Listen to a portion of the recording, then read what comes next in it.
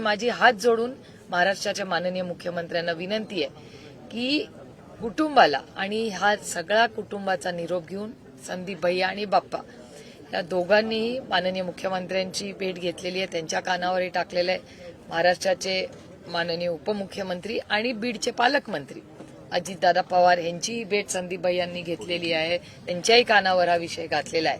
त्याच्यामुळे माझी महाराष्ट्र सरकारला हात जोडून विनंती आहे की एक SIT जी मागणी या कुटुंबाची आणि समस्त महाराष्ट्रातल्या मायबाप जनतेची आहे की एक सरन्यायाधीश रिटायर्ड असतील त्यांना त्याची जबाबदारी द्यावी आणि पूर्णपणे पारदर्शकपणे कुठलाही राजकीय हस्तक्षेप न करता त्या कुटुंबाला न्याय देण्याची नैतिक जबाबदारी ही आपल्या सगळ्यांचीच आहे.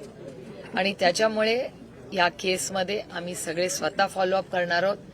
संदीप भैया, सुषमाताई, मेहबूबबाई हे सगळे त्याचा फॉलोअप करतातच आहे. पण त्याचबरोबर बाप्पा आता दिल्लीला जेव्हा पार्लमेंटला जातील त्यांनी निर्णय घेतला आहे की ते अमितभाई शहांच्याही कानावर हे सगळ्या वास्तव घालतील, कागदपत्र त्यांनाही दाखवतील. आणि माझी महाराष्ट्राच्या माननीय मुख्यमंत्र्यांना आणि दोन्ही उपमुख्यमंत्र्यांना विनंती आहे की कुठल्याही राजकीय दबाव खाली येऊ नका.